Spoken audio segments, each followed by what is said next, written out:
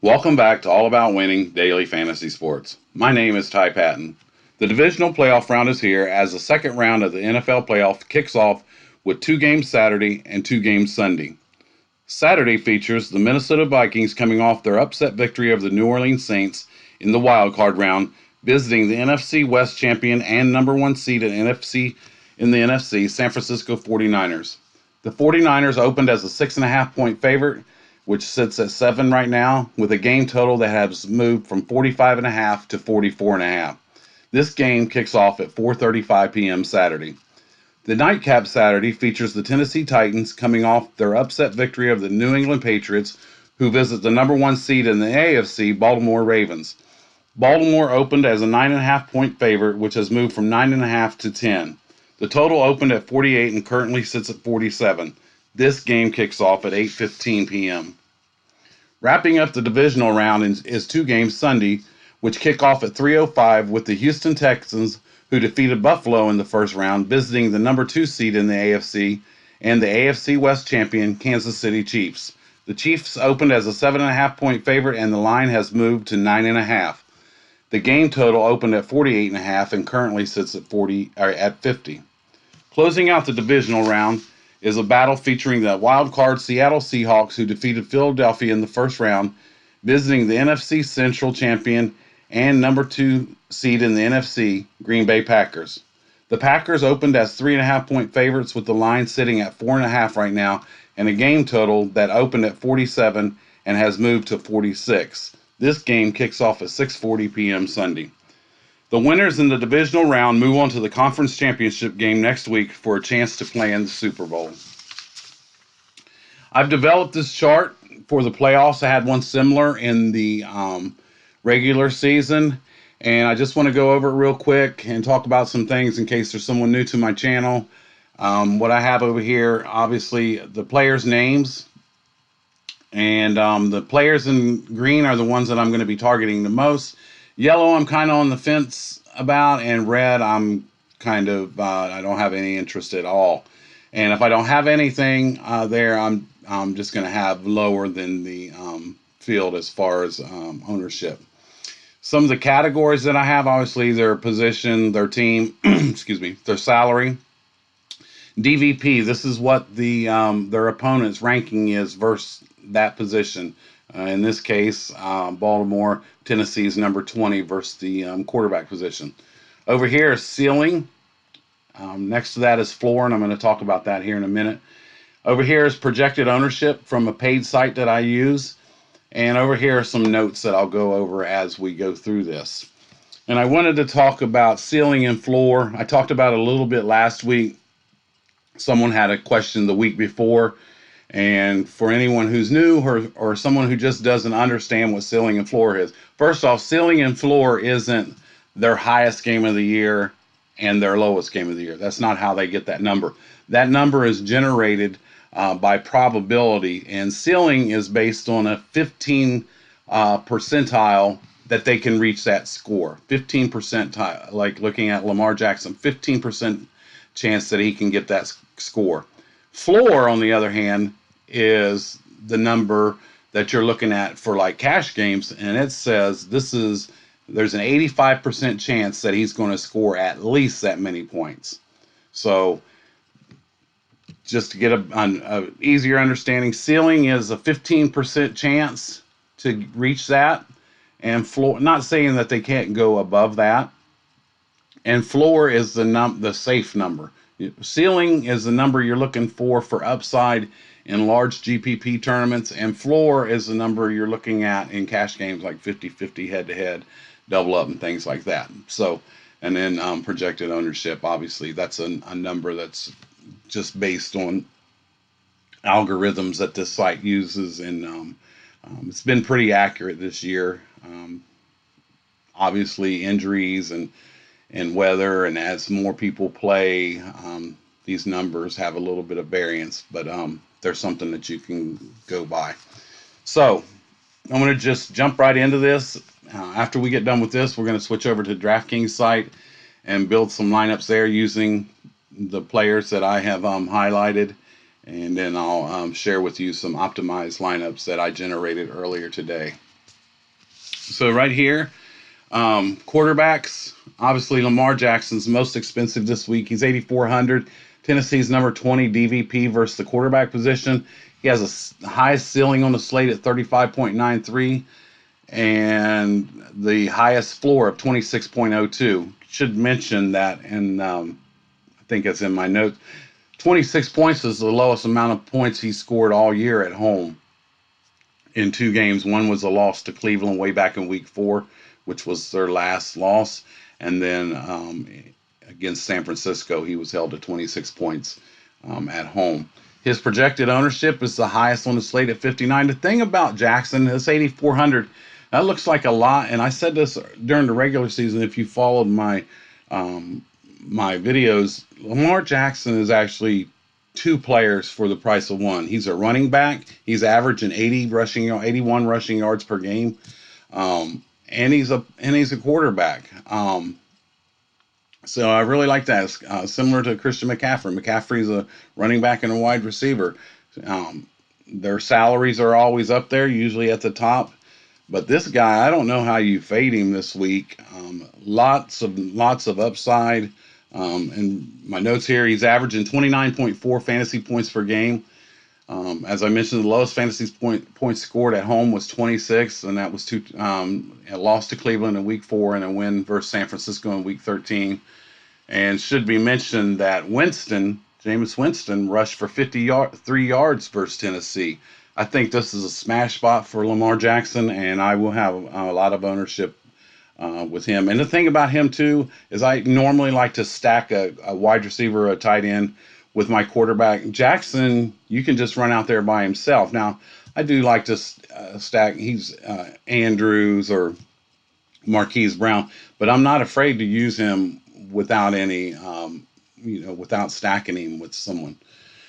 Next up is Patrick Mahomes. He's $900 cheaper than Jackson. Houston has a number 31 DVP versus the quarterback position. He's got a ceiling of 26.85, a floor of 12.6, 23% projected ownership, so more than half less than Lamar Jackson. Texans are the bottom 10 generating pressure. They've number 26 in sacks. They've allowed the 4th most fantasy points to the quarterbacks. The Texans have allowed 58 plays of 20 or more yards this year. The Chiefs have generated 59 plays of 20 or more yards this year. The Texans did beat the Chiefs back in week 6 in Kansas City. And I just feel like this game's going to be way different atmosphere, playoff. The weakness for Houston is obviously their defense. They do have J.J. Watt back. Limited rushing upside for Mahomes, but he can get it done through the air. He's a nice pivot away from Jackson, who's going to get a lot higher ownership, and he's cheaper. And I just look for him to have a really big game at home. If Houston's able to do some scoring, that'll push Mahomes even more. So that's something to factor in as well. Game script. I think Houston will be able to put some points on the board against Kansas City, even though their defense has been really good the last part of the season. I still think Watson will be able to generate some points, and that's what we want if we have Patrick Mahomes. We want him to be pushed so he keeps throwing the ball. The thing about Mahomes, he does have a low floor, and I think that could be affected. Another weakness of Houston is their run defense. Damian Williams in the playoffs last year had 2 really good games. So that's something to be a little bit leery of. But I will have some ownership of Patrick Mahomes. Excuse me. Deshaun Watson, Houston, he's 6,700. Kansas City has a 13 DVP versus the quarterback. He's got a ceiling of 28.95, a floor of 13.29, projected ownership just a little bit more than Patrick Mahomes at 24, and that's probably a little bit got a little bit of recency bias. Had a good game last week, well, a good second half. Didn't do much in the first half, but he's 27.4 fantasy points was the most this season versus the Chiefs, and that was done by Deshaun Watson in Week 6. He also rushed for two touchdowns in that game. Chiefs have been better on defense, allowing only two quarterbacks to throw for 300 yards, and number 4 in completion percentage, allowing only a 60.4 completion percentage. So the Chiefs have seemed to tighten things up since Week 6 when Houston came in there. I don't know if there's been any more updates on Fuller. I think Fuller would definitely help them if he was healthy. I think if he does play, he's not 100%. He even said that he's still feels limited in the last notes that I've seen, and I wouldn't be surprised if he was held out again, which that'll move Stills and then either DeAndre Carter or Kiki Kuti into the slot position. I got Watson in yellow. He has a nice pivot off the other two. Game script favors him if Kansas City puts some points on him and he's in comeback mode, has to abandon the run. He does add a little bit of a rushing floor to his game as well. And right here, he was the quarterback that scored the most points against the Chiefs this year, so he's done it earlier in the season. So I will have some shares of him. 24% ownership's not bad on a four-game slate. Russell Wilson, Seattle, he's 6,600. Green Bay has a number 5 DVP versus the quarterback. He's got a ceiling of 27.87, a floor of 10.43. Projected ownership is really low. This DVP for Green Bay, let's go over here and read my notes, and that'll explain a little bit of the DVP. Wilson all time is 0-3 in Green Bay and 3-0 in Seattle versus Green Bay. So his splits are really noticeable. He beats them in Seattle and loses to them in Green Bay. In one game in Green Bay, I believe he threw 5 interceptions. Of course, that was under different coaches for Green Bay. I think Dom Capers was there at the time. Green Bay only played 2 top 12 quarterbacks all year, and that was Dak Prescott and Carson Wentz. So when you look at DVP versus the quarterback, that has a lot to do with that. Questionable running game for Seattle and game script could make Wilson really sneaky. If Green Bay is able to jump out on Seattle and put them behind, they're already relying on Travis Homer and Marshawn Lynch in their running game, so they don't have much of a running game.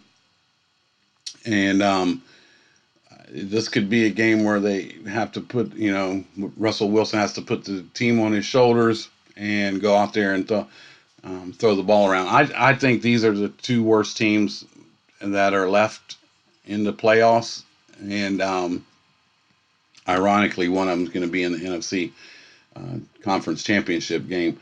But I do have a little bit of interest in Russell Wilson. I didn't color him because of my likes for the other quarterbacks. I have some small shares of him, but not as much as the other quarterbacks. Aaron Rodgers from Green Bay, 6,500. Seattle has a 17 DVP versus the quarterback position. He's got a high floor as well, ceiling as well, 31.31. Got a low floor, 8.2. That's Aaron Jones and them running backs get going, and he doesn't have to do much. That's when you get a floor like that. 16% projected ownership. Seahawks haven't allowed a quarterback more than 2 touchdowns all year. Scored less than 15. Now, Rodgers scored less than 15 points in 10 games this year.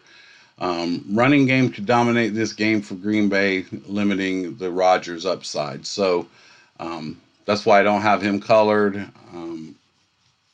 I do think it's going to be the running game for Green Bay, and that's why I don't have anything colored in for him. Kirk Cousins, I got him in red. He's 5,700. San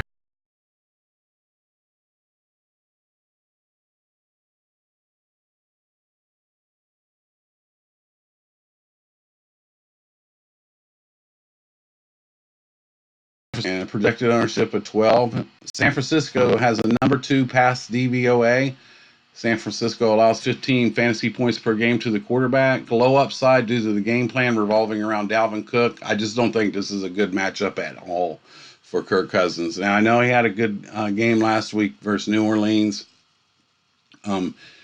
But New Orleans pass defense is a lot different than San Francisco's pass defense. I do think Minnesota wants to lean on Dalvin Cook as much as possible, and if they can get him 30 carries, that would probably be great for them. San Francisco at home, they're healthy on defense, they're rested, and this might be a game where if Minnesota gets way behind and have to, Cook won't be phased out of the game. They'll throw in the ball out of the backfield if they get too far behind. But I don't know. Cousins is, not much of a rushing threat, and I just think San Francisco is going to come out. I don't look for a good game out of Kirk Cousins at all. Jimmy Garoppolo from San Francisco, he's 5,600. Minnesota has a number 9 DVP versus quarterback position, one better than San Francisco. He's got a ceiling of 28.34, a floor of 9.82, projected ownership of 9, so the lowest on the slate right now. Minnesota number 7 DVOA versus the pass, and they're only allowing 14.2 fantasy points per game to the quarterback. Quarterbacks dating back to 2010 in their first playoff game are 9 wins and 17 losses. I do like Jimmy G as a spin down option, though. You can move the ball against Minnesota in the air. It's their DVP versus the quarterback. It's weird that it's 9, but then when you look at it, what they are against the wide receiver position, they're 26. And Minnesota's very stingy versus the run. So Jimmy Garoppolo might have to go to the air. He's got Kittle, of course, and we'll get to this when we get down to the tight end, but Minnesota is actually one of the best teams versus the tight end position.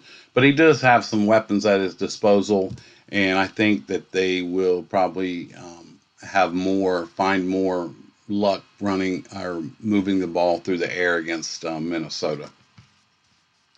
Ryan Tannehill for Tennessee, 5,400, DVP of 2. Baltimore's DVP is 2 versus the quarterback position. He has a really high ceiling of 29.66, a floor of 14.5, 17% projected ownership. Only Patrick Mahomes scored more than 15.8 fantasy points versus Baltimore's defense this year. Baltimore allowed an NFL low 57.6 offensive plays per game by their opponent. If Tennessee gets behind, this could be a long, ugly day for Ryan Tannehill. Since Baltimore added Peters to their secondary, they've been locked down, and this is a really good defense. They kind of get lost in the shuffle behind that offense, but this is a good defense. I don't think if they can't get Derrick Henry going, it's not going to be a good day for Tannehill. They do have A.J. Brown, but Baltimore is a very difficult matchup for all their wide receivers. And I see a situation where Baltimore could get out on top of Tennessee and force them to the air. He only threw 15 passes last week, had 8 completions. He's only averaging 18 passes per game because they've been leaning on Henry so much. I just don't think this team is built to, number one, stop Baltimore, and I don't think that they're going to go up and down the field on Baltimore either. Okay, so I'm going to drop down here to running backs, and then when I get down to the bottom, I'll scroll up so you guys can screenshot it and use this chart how you like. You want to look at those ceiling and floor numbers and some of those projected ownership numbers. Derrick Henry from Tennessee, he's the most expensive running back this week. Baltimore has a number 4 DVP versus the running back position. He's got the highest ceiling, obviously, of 36.05, fairly high floor of 14.99, projected ownership of 28%. I put a note here, see Ryan Tannehill. Ravens only allow 57.6 offensive plays per game by their opponent. That means there's going to be limited opportunities. That's their average. That's not just one game. That's their average. And they run 66 games or plays per game themselves. And, when they're running game, they rush the ball more than any other team in the NFL. Get the running game going and keep you on the bench, and you only have 57 plays to divvy up. And if you're playing behind, some of those are going to go to the passing game. I don't have a lot of interest in Derrick Henry at all this week. Game script could phase out the upside of Henry. Ravens did allow 4.42 yards per carry, which is the 10th most in the NFL. I just feel like Henry is really risky in this game and the game script and how this game sets up. Dalvin Cook from Minnesota, he's $200 cheaper than Henry. San Francisco, number 3 DVP versus the running back position. He's got a ceiling of 28.26, which is third highest on the slate. For running backs, a floor of 11.98, 20% projected ownership, which isn't bad in a 4-game slate. San Francisco allowed 3 running backs to clip 100 yards. They're number 4 in fantasy points allowed to the running back position, allowed 0 touchdown passes to the running back, and were number 1 versus the running backs catching passes. Cooks will get a lot of volume. I have a little bit of interest, mainly due to the volume. I like the San Francisco passing game and stacking it up with bringing it back with Dalvin Cook. Aaron Jones for Green Bay, and I got Cook in yellow. I have interest. He's not my favorite. Here's one of my favorites we're dropping down to in green. Aaron Jones, Green Bay, 7,400. So cheaper than obviously than Henry and Cook. DVP of 19. Seattle has a DVP of 19 versus the running back position. He's got a ceiling of 33.79, second highest on this slate. Floor of 7.73. Projected ownership, the highest right now, 46%. Jamal Williams is expected back, but I still expect Jones to get the volume here.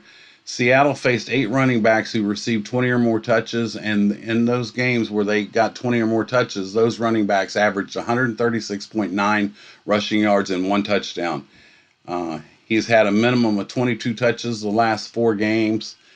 The only thing that's a little bit scary is Williams every now and then will come in and vulture a touchdown, but I feel like this is a really good setup for Aaron Jones. I have a lot of interest in him this week. In this game's, I think they said game time temperature is 19 degrees, and I just see a situation where Green Bay can get the running game going and probably beat up on Seattle. Mark Ingram from Baltimore, I got him in yellow. He's 6,700, and Tennessee has a number 20 DVP versus the running back position. He's got a ceiling of 23.02, a floor of 9.1, 36% projected ownership, expected to play, but has not received more than 15 carries since week 5. That's what's scary about it. He doesn't get a lot of volume. Only 3 running backs rushed for more than 83 yards this year versus the Titans.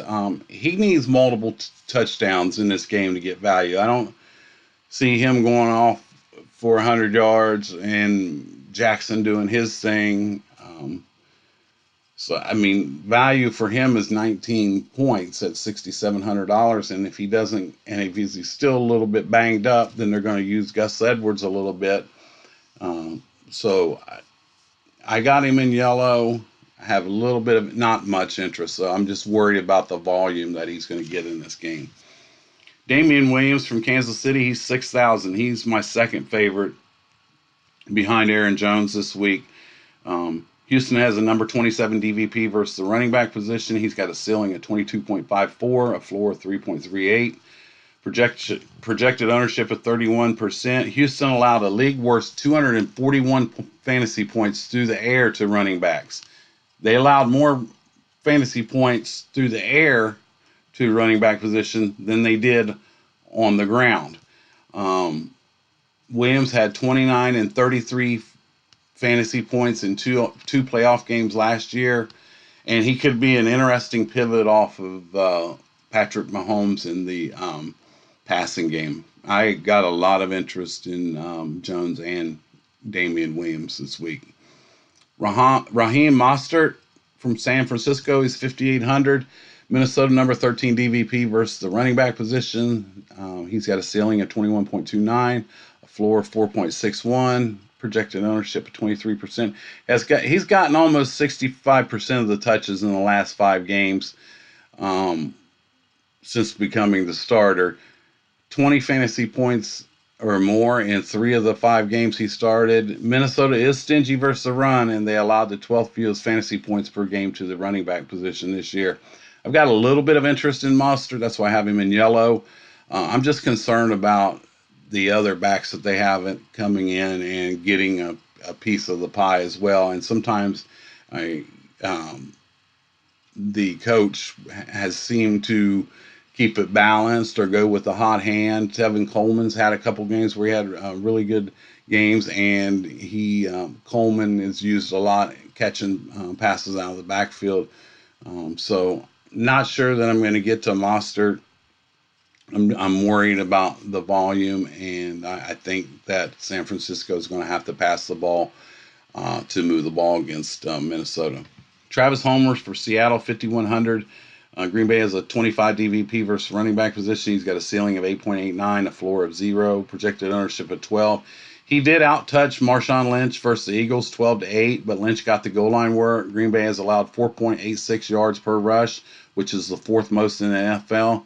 Run game is the way that you keep A-Rod in the passing game for the Packers on the bench. I'm not going to get to Travis Homer. I'm just, if I get to any piece of the Seattle running game, it's going to be Marshawn Lynch, and he does get some passes out of the backfield, but I don't feel that this is how the Seahawks are going to be competitive in this game. It's going to be through the passing game. Carlos Hyde for Houston, he's 5,000.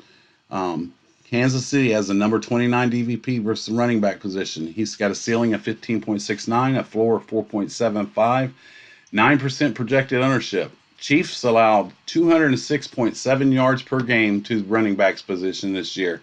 That's the second most, including 14.1 points per game through the air to the running back, 4.86 yards per rush. In week 6, Carlos Hyde had 130 yards on 27 carries and a touchdown. He's very sneaky tomorrow. Deshaun Watson, Hopkins in the passing game could be popular, and it could actually be the running backs in this game, as both teams are weak versus the run. I do have interest in Carlos Hyde. That's why I got him in yellow. I will have some shares of him, and I think he's really sneaky and could get a lot of ball. He's going to get a lot of volume in this game. Gus Edwards from Baltimore is 4,900. As I mentioned, Tennessee has a number 20 DVP versus the running back position. He's got a ceiling of 13.25, a floor of 1.31, projected ownership of 5. Could be interesting if Ingram is limited, but risky due to volume. And then how do you know if Ingram's going to be limited unless they say so before the game? This offense rushes more than any other NFL team. He's going to get some carries, but unless he gets a touchdown or hits a home run or something. I don't know how he's going to pay off that salary. You're looking. You need close to 15 points to get low value, and I just don't see it. Marshawn Lynch for Seattle. I don't have him in yellow. I should have him. I got a little bit of interest. He's 4,800. Green Bay's number 25 DVP versus the running back position. He's got a ceiling of 17.48 and a floor of 8.46. 9% projected ownership. I do prefer Lynch over Homer in this game. This is his third game back. He could get a lot of volume to attack Green Bay's weaknesses. Has gotten the goal line carries since returning. It doesn't have anything to do with this year, but he's had some pretty good games in the past versus Green Bay. And if they can get him going, he could be a major factor in this game.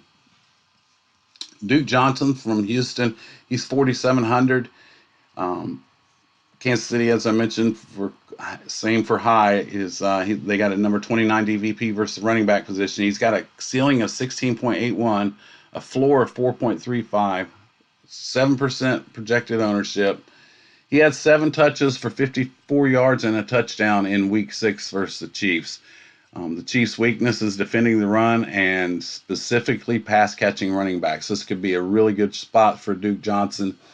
And game script would lead you to believe that the Texans could be playing from behind, and they like to use Duke Johnson when they're playing from behind and getting him the ball out of the backfield. I will have some exposure to Johnson. He's only 4,700. Last week he had less touches than Hyde, but still had more fantasy points. than Hyde, or more yards. Less touches, but more yards. But pass catching running backs, obviously, they get 1 point for passes, so it makes sense. These running backs under Duke Johnson, I have very little interest in. Jamal Williams for Green Bay is supposed to be returning this week. He's 4,600. LaShawn McCoy from Kansas City is 4,400. I do think they're going to lean on Damian Williams heavily. I'm not sure what McCoy's role was going to be in this game. Williams is the lead back, and it's not a good play unless something happens to Williams. Not enough volume to consider. Justice Hill, he's the third down back with very low volume, or he's the third back in this offense with very low volume. Dion Lewis, he could be used in the passing game if the game script phases Henry out, but I'm not going here. Mike Boone from Minnesota, no interest. Tevin Coleman from San Francisco, I was mentioning, he's 3,500.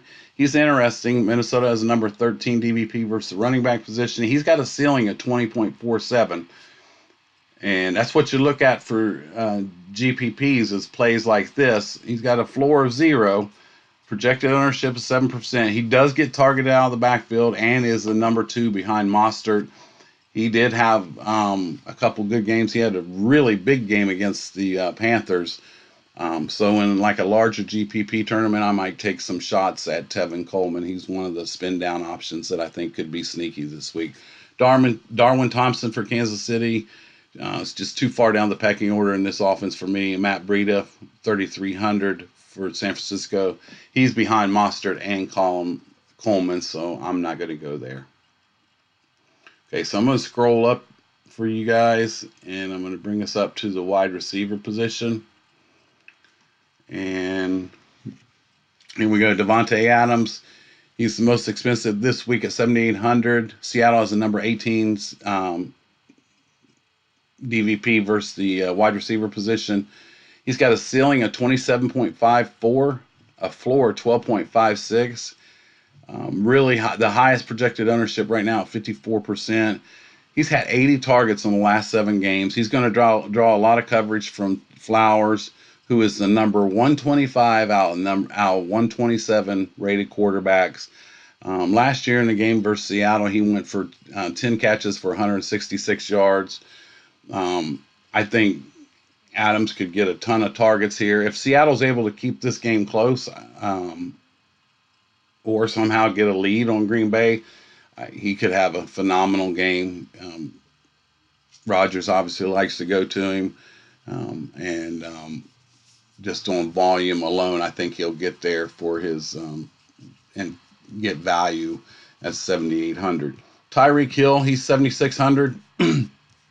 Houston, number 21 DVP versus the wide receiver position. He's got a ceiling of 26.49, a floor of 6.55, 20% projected ownership. Houston allowed 8 receivers with 100 yards or more.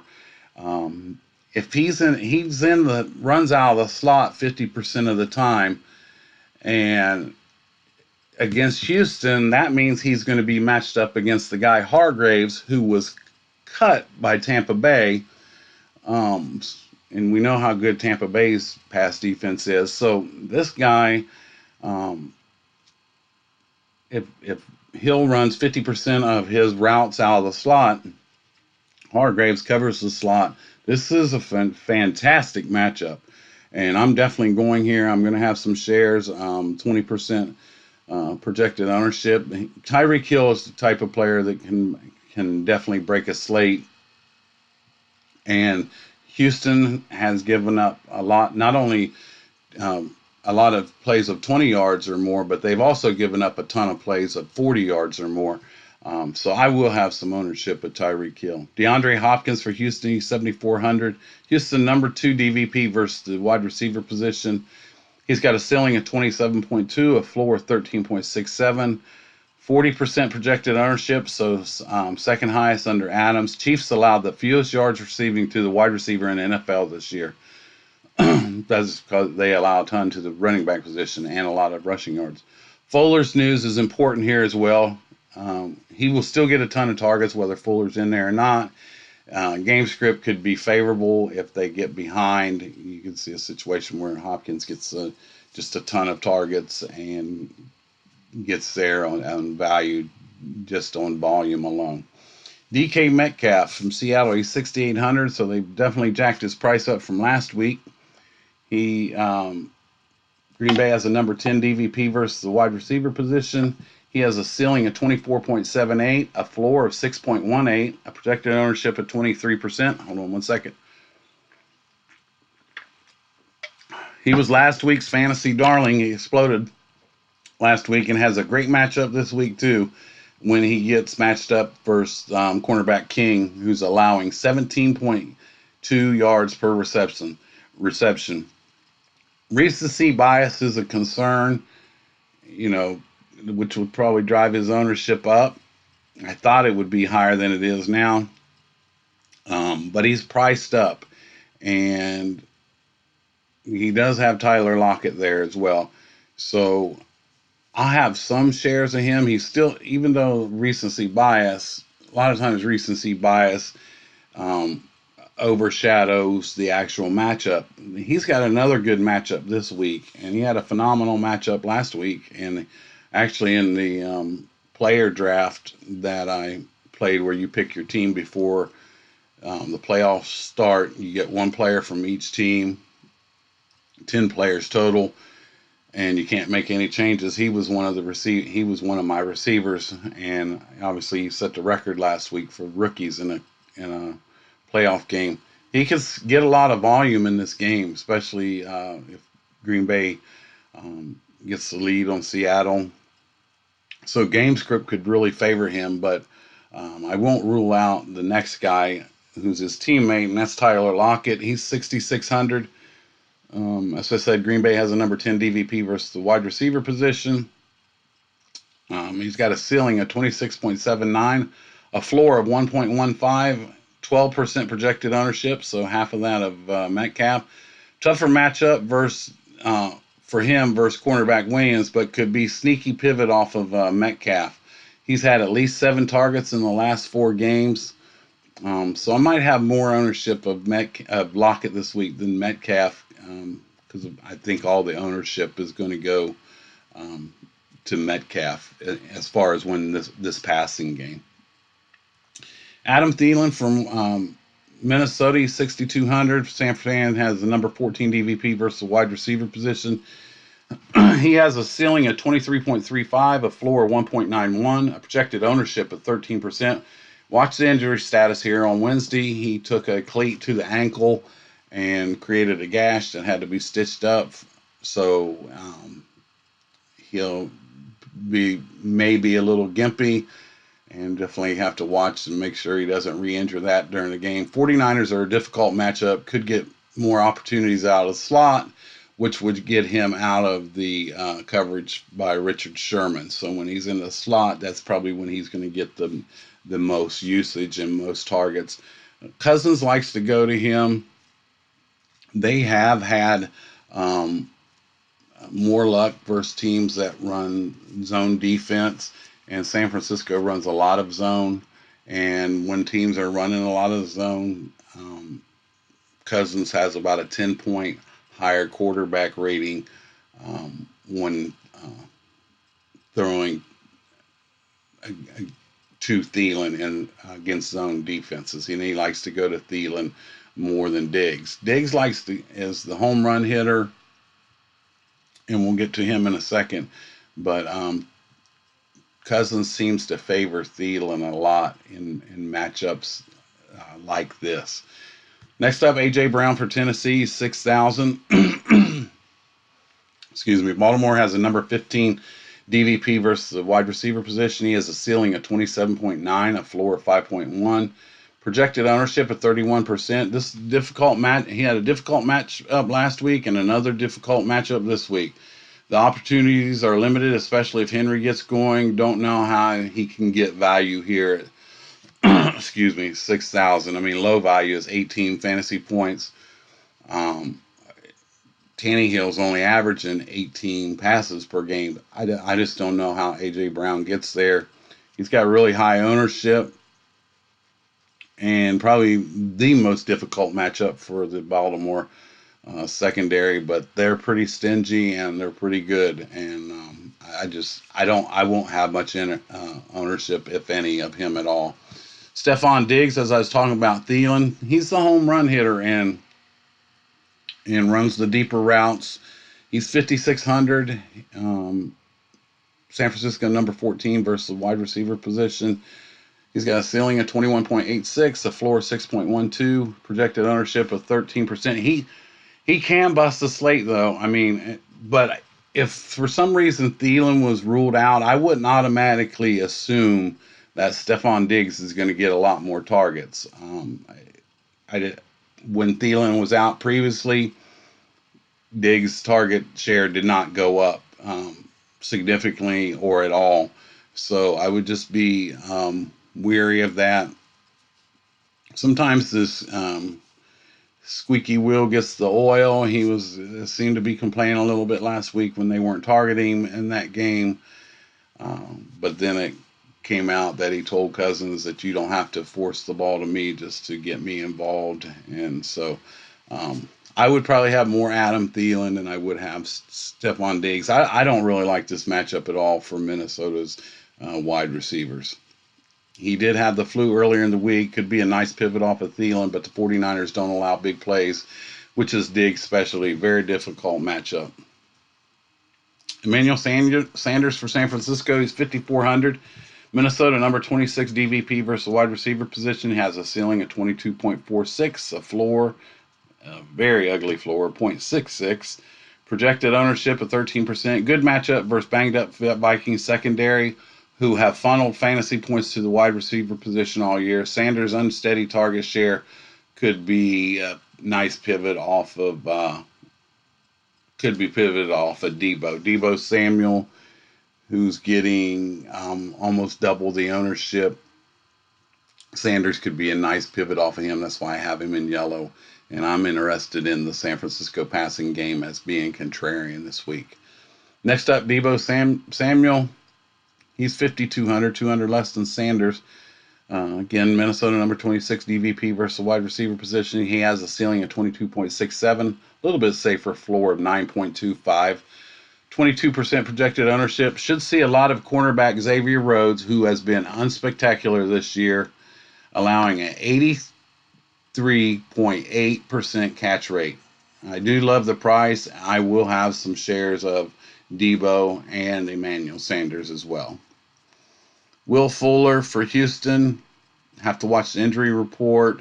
Limited practice on Thursday. Not sure I would go here even if he was declared to play. Very risky with the type of injury he has. He does have a nice ceiling of 28.9, but that floor of 0 is what scares me. He's got 19% projected ownership, and a lot of the talk was that they were expecting him to play, but he does have a difficult matchup versus Kansas City. Kenny Stills for Houston's 4,800. Kansas City has a number. Kenny Stills for Houston, 4,800. Kansas City has number 2 DVP versus wide receiver position. He has a ceiling of 15.18, a floor of 4, 14% projected ownership. I like Stills if Fuller comes back. That's because he'll move into the slot, which is another weakness of the Chiefs' defense. If Fuller doesn't come back, that would move Stills to the number 2, and you'd either have DeAndre Carter or Kiki Kutita move into the slot, which would make them real sneaky and interesting. Alan Lazard from Green Bay, 4,500. Seattle number 18 DVP versus wide receiver position. 14.77 ceiling, 3.09 floor. Projected ownership of 11%. He's getting close to 80% of the snaps. He's had 17 targets in the last 2 games. I'm just worried that they're going to lean on Jones and limit the passing game opportunities, which also includes Adams. So if there's less passing opportunities and Adams gets a huge share of them, I'm just worried that Lazard won't get enough targets to pay off the 4,500. He does have a good matchup. And like I said, he is getting 80%, close to 80% of the snaps. Marquise Brown from Baltimore, he's 4,400. Tennessee number 17 DVP versus the wide receiver position. He's got a ceiling of 15.48, a floor of 1.72, 24% projected ownership. Price is tempting as it doesn't take much for him to hit value. but he has to hit a home run if there's limited volume. Meaning, if he's only getting 4 or 5 targets, one of them he's going to have to take to the house to pay off that 4,400. It doesn't take much, but I don't think he gets there on volume alone. Sammy Watkins from Kansas City, he's 4,300. Houston has a number 21 DVP versus the wide receiver position. He's got a ceiling of 10.97, a floor of 3.11, 11% projected ownership. Interesting pivot off of Tyreek Hill. He hasn't scored more than 13 fantasy points since week 1, and in that week he scored 50. I do love this price for a number 2 wide receiver, but there's a lot of mouths to feed in this lineup. But he might get the matchup versus Hargraves, and which is a really good matchup. So just keep that in mind. Let's see what. Yeah, okay. McCole Hardman. These next receivers after Watkins, I have very little interest in them. I'll read the notes to you guys. You can look at the ranking and the ceilings and floors and their projected ownership. McCole Hardman, another mouth to feed in this Kansas City offense, I'd only use him in GPP, large tourneys only. Demarcus Robinson, he's 4,000. See McCole Hardman, just another mouth to feed in this Kansas City offense, would use in large GPP only. David Moore for Seattle, number 3 that just doesn't get much volume, would need a home run play to get value, which is possible versus Green Bay. He's 3,900 and could be sneaky. Willie Snead of Baltimore. He's received more snaps than any Baltimore receiver, but he just doesn't get much volume. He does have 5 touchdowns on 45 receptions, so he's really efficient. You need a Baltimore playing from behind game script for him to be to get the volume necessary. Corey Davis from Tennessee, Baltimore. Number 15 DVP versus wide receiver. Difficult matchup this week. Tannehill only threw 15 passes last week. Baltimore only allows 57 offensive plays per game by the opponent. There's just not enough opportunities. Kendrick Bourne for San Francisco, number 3 in a run-first offense, only averages 3 targets per game, low volume. Geronimo Allison, excuse me, he's the number 3 behind Adams and Lazard. He's only scored double-digit fantasy points in 2 games this year. Definitely a reach. Seth Roberts from Baltimore, number 4 wide receiver on a team that runs the ball more than any other NFL team. I'm just not going here. Tajay Sharp from Tennessee. He's the number 3 in an offense where the quarterback averages 18 pass attempts per game, playing a team that has allowed a league low 57 plays per game all pass. Kiki Kuti, number 3 or number 4, depending on injury status of Fuller, would be interesting if Fuller's ruled out. Averages 4.5 targets per game, doesn't take much for value in a positive game script. Olabisi Johnson, he's 3,300. He's an interesting option if Thielen or Diggs can't go, but both are expected to play. He did step in when Thielen was out and filled in pretty good. DeAndre Carter, he's 3,200. It's a deep GPP option only for me. Laquan Treadwell, C. Olabisi Johnson, only interested if Thielen or Diggs is ruled out, but not much interest in a difficult matchup. Miles Boykins from Baltimore, number 3 wide receiver behind Brown and Snead and tight end Andrews. Just not much volume. Need a home run play to hit value. Excuse me. So now we're going to go to the tight ends. Travis Kelce, he's the most expensive this week. He's 6,400, and to me, he should be 7,800 to 8,000. Houston, number 21 DVP versus the tight end. He has a ceiling of 23.31, a floor of 10.81, 26% projected ownership. He scored 15 and a half or more fantasy points in 9 games this year. Texans allow a 65% completion rate to the tight end, which is 25th in the NFL. They also allow 7.73 yards per target to the tight end. He was held down in the first game against Houston. They only had 6 targets, but I think he's going to get targeted more in this game and have a much better game with a really good matchup. George Kittle, San Francisco, he's 6,200. Minnesota, number 8 DVP versus the tight end position, has a ceiling of 25.44, a floor of 10. projected ownership of 22%. He's had at least 8 targets in 14 of the 16 games this year. Minimum of 54 yards in 12 games, played in 14. Minnesota allowed the lowest fantasy points to the tight end and only 1 touchdown all year. Difficult matchup, but the volume's going to be there.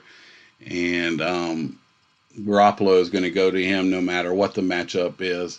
And he could get there just on volume alone. But if I was at the 6,200, I'd be tempted to just find the 200 to get up to Kelsey. Mark Andrews of Baltimore, he's 5,600. Tennessee, number 26 DVP versus the tight end position. He's got a ceiling of 21.01, a floor of 5.21, projected ownership of 20%. He's second in the NFL in yards per route run. Tennessee struggled versus the tight ends, allowing 11.5 yards per reception, which was number 22 in the NFL. 1.90 fantasy points per target. That was 25th in the NFL. Andrews targeted once every 3 routes that he runs. That's the best in the NFL. He doesn't get a really high snap percentage, but like that says, every 3 routes he runs, he averages 1 target. So his 40 to 50% that he's on the field, he gets a huge target share. And this is a real difficult matchup for Tennessee. And I could see Jackson going to him frequently. Jacob Hollister, tight end for Seattle, he's 4,000. Green Bay has a 17 DVP versus the tight end. He's got a ceiling of 15.16, a floor of 3.34, 14% projected ownership. Good matchup versus Green Bay and a pivot off the top 3. Green Bay allowed a 70% catch rate and 7.86 yards per target to the tight end this year. I just don't have much interest in Hollister. I just don't think he's going to get the volume. Darren Fells from Houston, he's 3,500. Kansas City, number 26 DVP versus the tight end position. He's got a ceiling of 13.12, a floor of 0.66, projected ownership 6%. Kansas City allowed the 5th most fantasy points to the tight end position this year, but they were number 3, allowing only 1.55 fantasy points per target. Fells had 6 catches for 69 yards in the first game, and that was the game where Watson threw 42 passes versus Kansas City. Jadu Smith from Baltimore. Baltimore is number 1 versus the tight end. Difficult matchup, low volume. I'm not interested due to opportunity. He has a 14.97 ceiling and a floor of 1.13, 11% projected ownership. Hayden Hurst, tight end, Baltimore, second tight end for Baltimore, is 3,400. Tennessee, number 26 DVP versus the tight end. His ceiling 8.7, a floor of 0.26, 4% projected ownership. Behind Andrews and low volume, he's definitely a GPP reach and punt. This type of players you fill in and hope that he gets the 1 target for a touchdown and gets the volume that way. Excuse me. Kyle Rudolph, Minnesota, he's 3,400.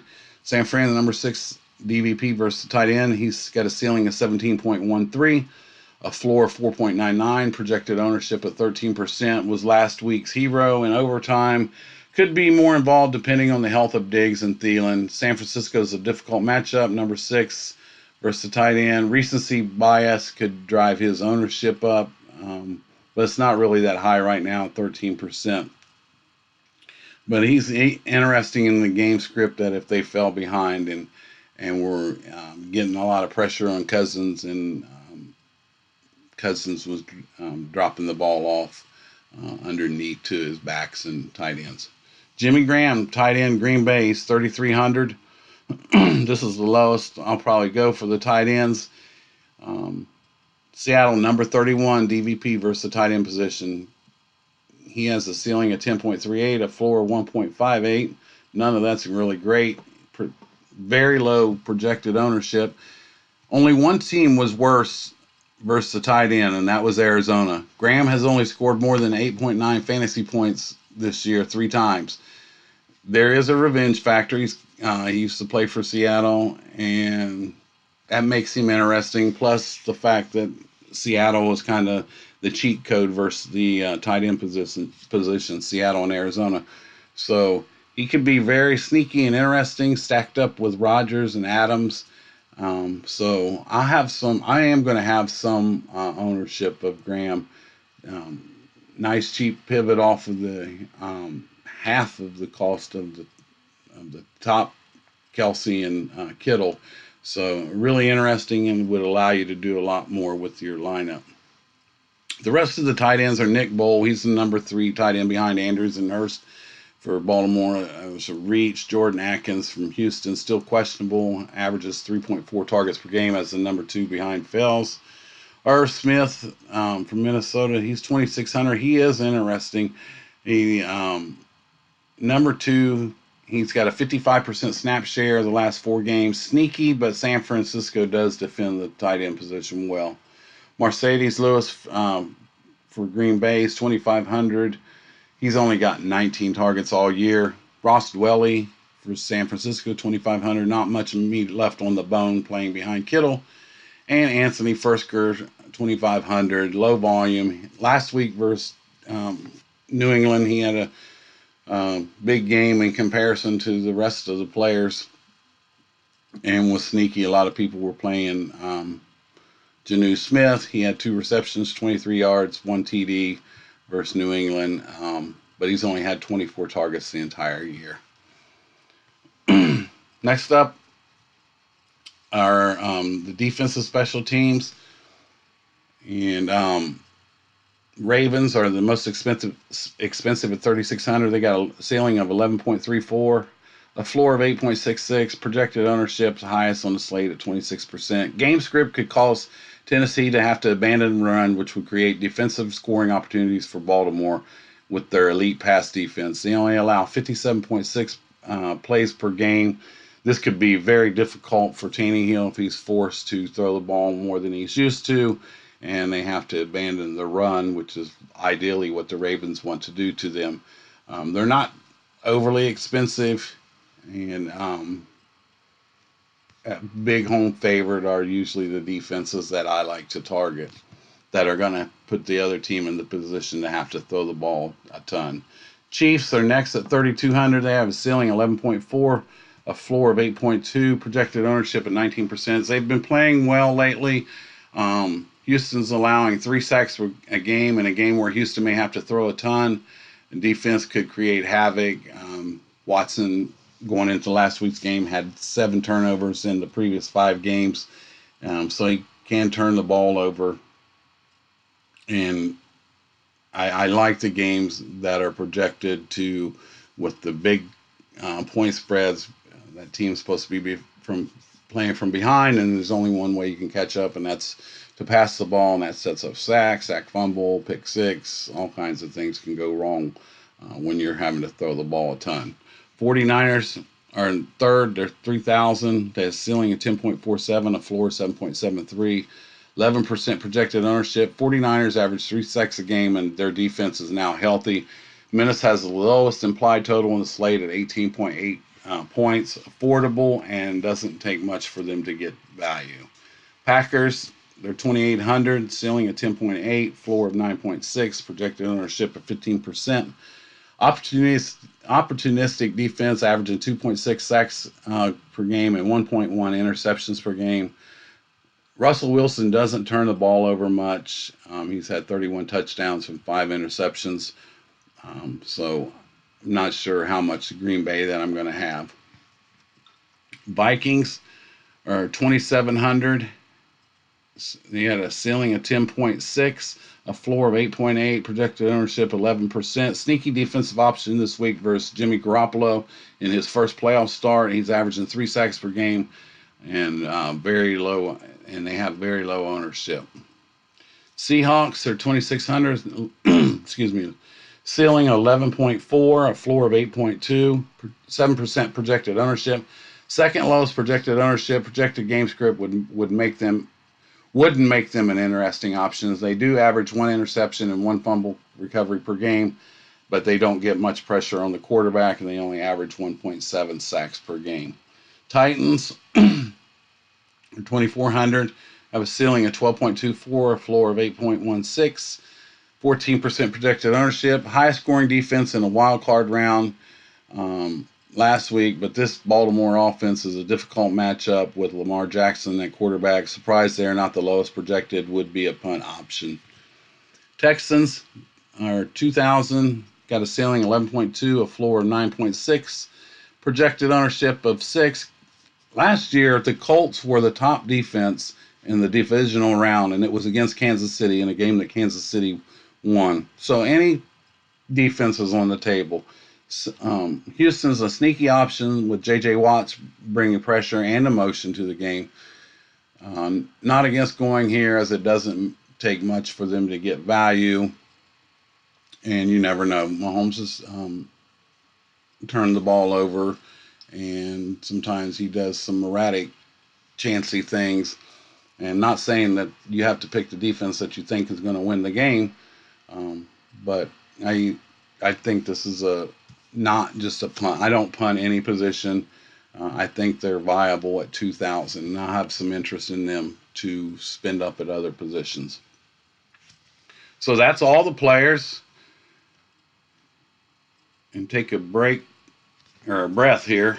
And what we're going to do is we're going to switch over to Draftkings and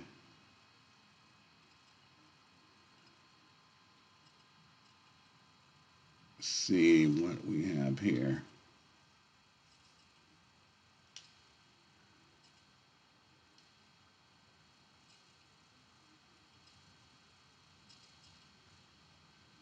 I guess we'll have to leave the Draftkings like that. Usually I expand it a little bit more.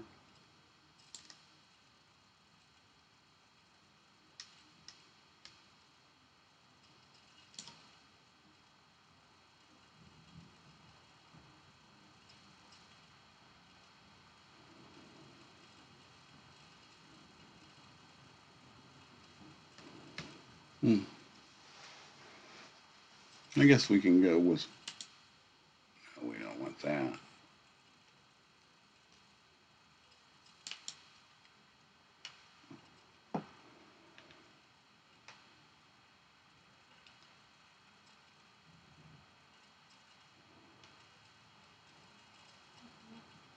We have usually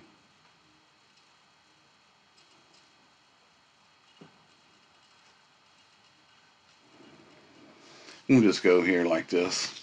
But what I was going to show you guys is a lineup that I have built utilizing this player pool that I've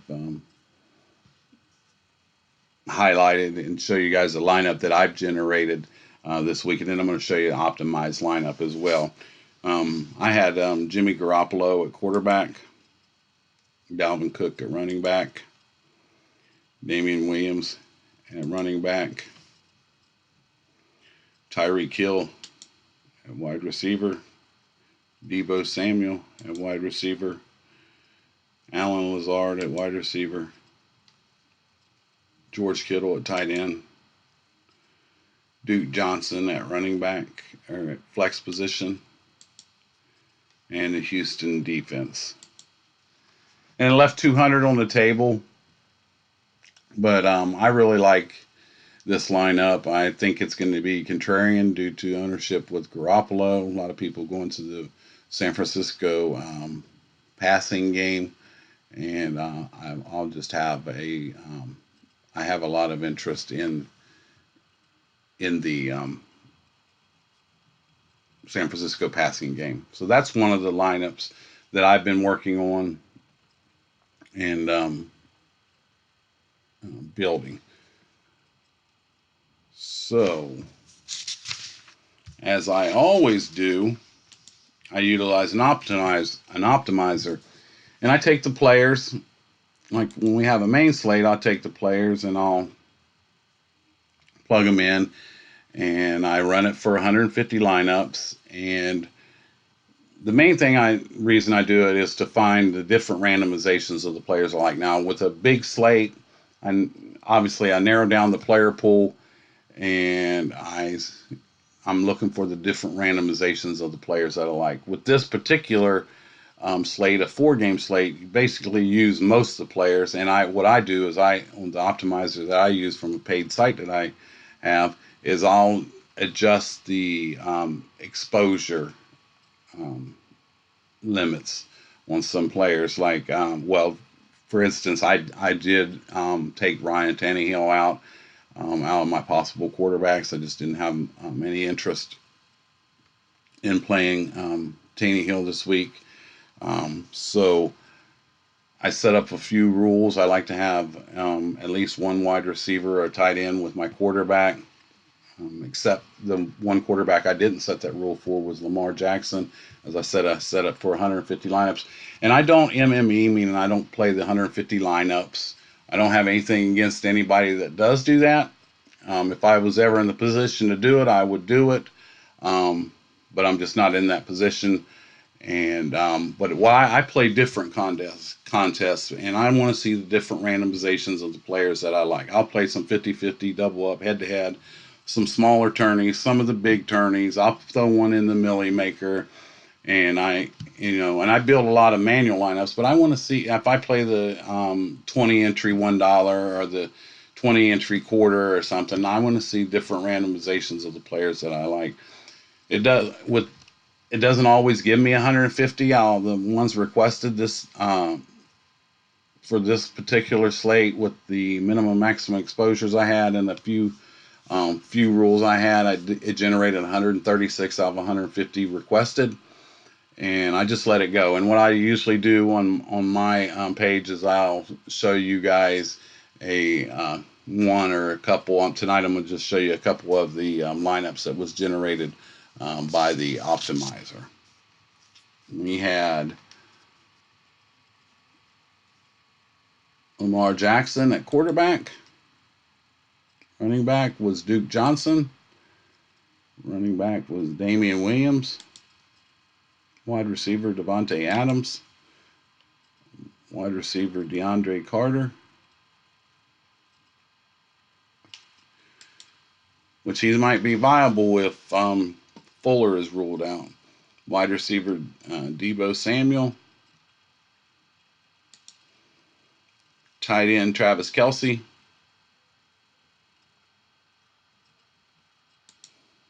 Kelce got a question tag on him. Let's look at that real quick. Andy Reid indicated that Kelce's knee injury is more of a bruise than anything. Meanwhile, Herbie too, there doesn't appear to be a high level of concern regarding Kelce's status, with Reid offering encouraging words about what the tight end was able to do at practice Friday. He was out there practicing, did a nice job. Okay, just seen that questionable tag on Kelce. And flex, I had another tight end, which was Andrews. He's got a questionable tag as well. He's coming off and on. Has dealt with a knee injury and then an ankle injury since week 14. The latter, which held him out of the Ravens' regular season finale, coming off the team's bye. He maintained limited practice throughout this week, but still enters the week with a designation, assuming it avoids the inactive list when it's released about 90 minutes before Saturday's kickoff. And defensive special teams was the Seahawks. And this particular lineup left $100 on the table. It's pretty interesting. You got Jackson teamed up with Andrews. You got pass catching back going against Kansas City, and Damian Williams for Kansas City. That's interesting. You got Devontae Adams and Deebo Samuel. So that's pretty interesting lineup. That was generated from the optimizer. Now I'm going to show you guys one more. And this one had Deshaun Watson at quarterback, Aaron Jones at running back, Damian Williams at running back, Marquise Brown, wide receiver, DeAndre Hopkins at wide receiver, Deebo Samuel, wide receiver, Travis Kelce at tight end, Darren Fells at tight end. He was probably down here in the... not sure how much Fells was. Here he is, 3,500. He's got a questionable tag too. And defensive special teams was the 49ers. Let me scroll this up here for you guys. 49ers. That used all the money. That's a really interesting lineup. I actually like that quite a bit. You never know. And this was, like I said, this was generated by the optimizer. You got Watson with Hopkins and tight end Fells, bringing it back with Williams. That's a nice little stack. Williams and Kelsey. So that's a nice game stack there, 5-player game stack. And really interesting. And that's a 5-player game stack from the game with the highest game total. If you watch my channel through the season, I like to target the games that have the highest totals. Not saying that I don't look at the other games. I don't want anybody to misconstrue that. But I start off looking at the games that have the highest totals because those are going to have the players needed to do the scoring. So that's really interesting lineup that was generated by the optimizer. So I want to thank you guys for joining me and hanging in there. A fairly long video, but I want to get this posted to you guys.